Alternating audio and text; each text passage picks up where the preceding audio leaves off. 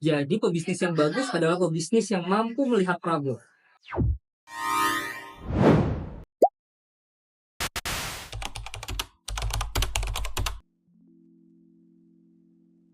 Oke, jadi Anda Corporation Group ini sebetulnya adalah venture builder ya. Kita ngebantuin UKM-UKM khususnya yang sudah punya winning product untuk scale up gitu ya.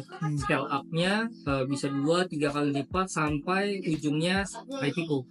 Nah, apa yang menginspirasi karena kita lihat makin ke sini UKM-UKM ini makin banyak yang stuck.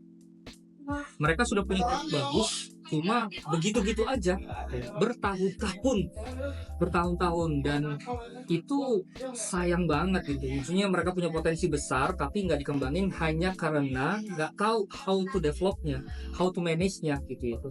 Nah makanya ya saya ngajak teman-teman yang memang punya keahlian gitu ya di berbagai universitas, terus praktisi-praktisi gitu, yuk bantuin buat supaya UKM-UKM ini mereka dapat arahan dan dapat pendampingan, tapi pendampingannya yang konsentrasinya kepada hasil. Jadi kalau ditanya flashbacknya gimana starting awal, ya starting awal karena kita ngelihat saya sendiri waktu mahasiswa tuh udah nyoba bisnis, dan bisnis itu hard ternyata, nggak nggak semudah di di kuliah gitu kan, nggak semudah di kuliah. Saya kuliah di manajemen, banyak belajar tentang bisnis, tapi ternyata aslinya tuh nggak semudah itu. Artinya saya mahasiswa yang sudah belajar ilmu manajemen aja ketika running bisnis itu struggle, apalagi yang enggak gitu kan, apalagi yang enggak.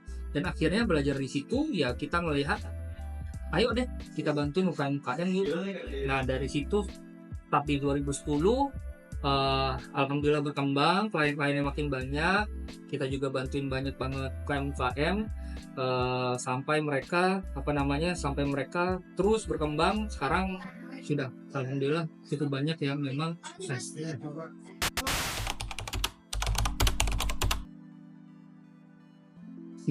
Oke, jadi ada dua identifikasi ya. Mungkin identifikasi pertama adalah identifikasi peluang bisnisnya, ya kan?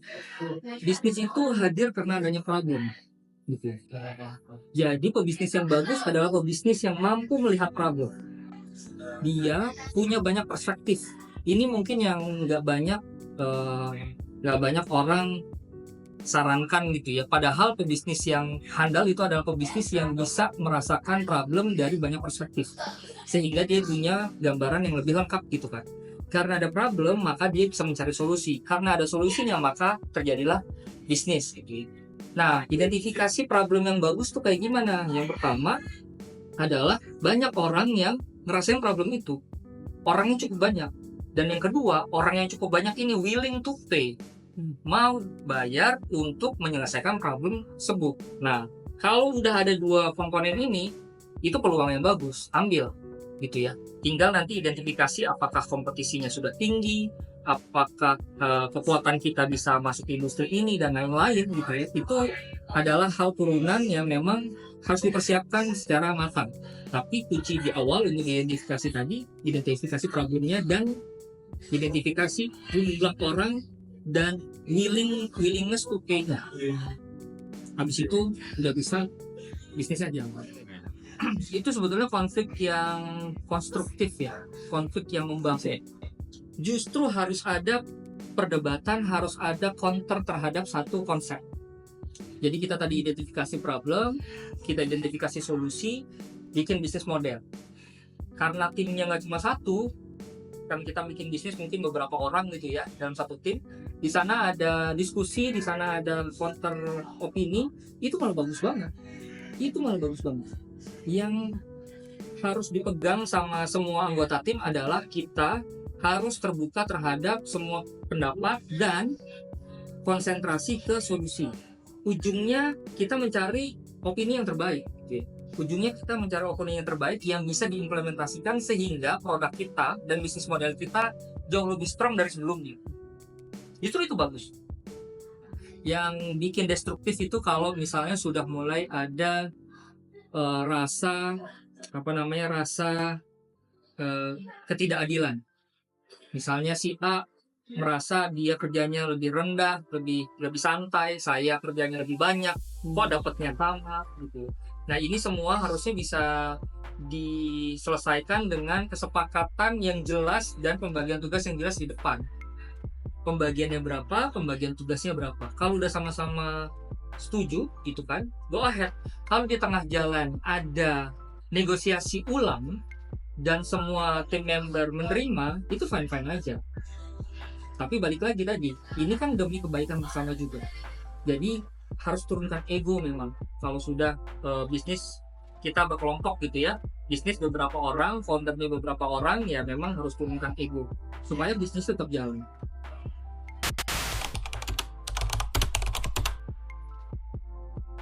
Oke, salah satu memang penyebab bisnis itu gagal adalah ownernya itu satu merasa terlalu sombong. Terlalu sombong itu banyak banyak maknanya ya.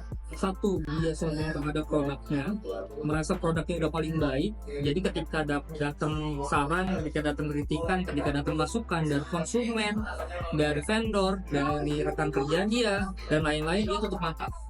Itu bahaya banget karena nggak ada sesuatu yang cukup. Lalu yang kedua, sombong dalam artian dia merasa paling benar dan pendapat orang lain salah semua. Nah, itu adalah bibit perpecahan dan bibit kehancuran juga. Karena balik lagi, bisnis itu dinamis banget. Solusi yang kita kasih terhadap problem saat ini mungkin relevan, kemarin mungkin relevan, tapi besok belum tentu relevan. Jadi pebisnis yang sukses itu yang mampu berubah terus-terusan, dan untuk mampu berubah nggak bisa orang yang sombong tuh nggak bisa, karena dia harus open mind gitu. Dia harus menerima saran dari orang luar juga. Tapi bukan berarti nerima mentah-mentah akhirnya yang semuanya punya orang, nggak kayak gitu ya. Tapi dia mampu menyerap apa yang baik gitu ya, mengidentifikasi apa yang baik, dan saran-saran yang baik itu diimplementasikan ke bisnisnya.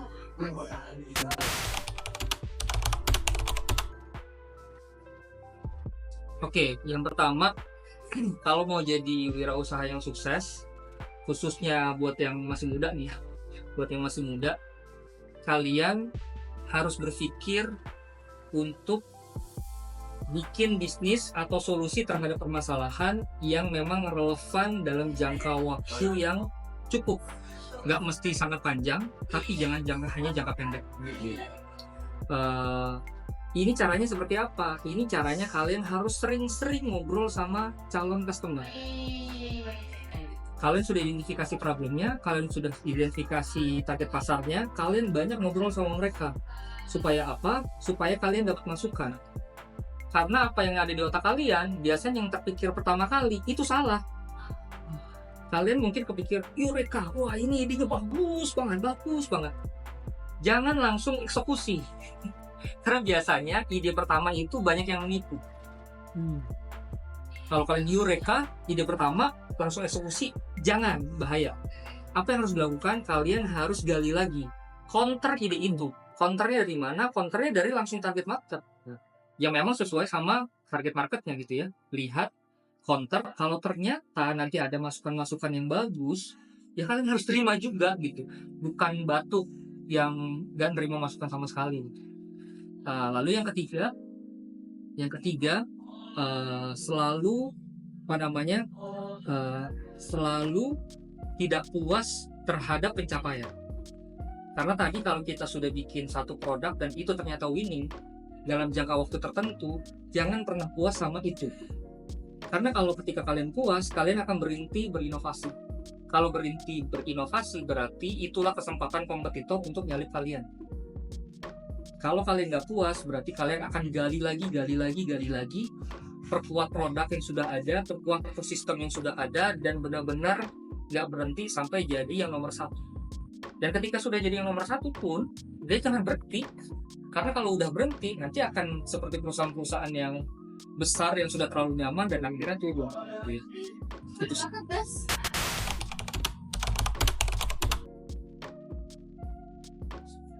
Oke. Nah, bisnis baru gimana caranya beradaptasi itu justru lebih gampang. Karena dia benar-benar masih baru kan? Karena dia masih baru. Jadi concernnya adalah dia harus manfaatkan tren yang ada sekarang, dia harus manfaatkan peluang yang ada di depan mata untuk langsung dapetin target pasar yang cepat. Jadi ketika memang kompetitor belum melihat celah itu, kalian harus masuk karena bisnis masih baru nih. Kalian lebih mudah untuk mengubah bisnis model, kalian lebih mudah untuk mengubah produk, kalian bisa lebih mudah untuk ubah angle gitu ya, dan lain-lain. Itu justru kesempatan, ambil langsung. Nah, lain halnya kondisi kalau misalnya bisnis kalian sudah lumayan settle, sudah mulai jalan, gimana caranya bisa tetap relevan. Gimana caranya bisa tetap relevan? Cara yang pertama adalah kalian harus rutin riset customer. Terutama apakah customer makin lama makin puas sama produk kita, apa masukan-masukan customer terhadap kita. Ketika ada kritik-kritik, ketika ada komplain-komplain, itu ditampung sebagai salah satu informasi yang berharga supaya kita bisa terus berinovasi. Kuncinya adalah komunikasi terus-terusan sama customer. Karena apa? Dia yang beli produk kita. Kalau kita berhenti komunikasi sama mereka, ya gimana mau inovasi? Memang inovasinya kita berimajinasi sendiri tanpa nanya sama orang yang menggunakan gitu kan aneh gitu. Nah, banyak kesalahan bisnis owner tuh itu, dia punya asumsi, dia punya hipotesa tanpa menguji ke customer, akhirnya sih.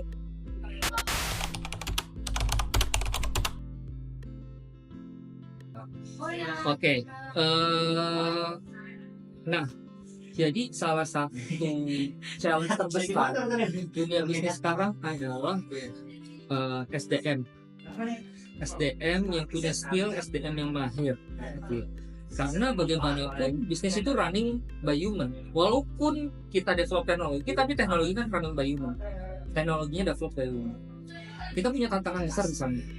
Dan saya selalu bilang sama rekan-rekan semuanya, jangan berhenti untuk belajar, jangan berhenti juga untuk ngajarin orang, jangan berhenti juga buat ngajak orang lebih banyak untuk tinggal bersama, jangan berhenti untuk melakukan, karena itu akan membantu kita, membantu orang itu, yang membantu Indonesia secara umum.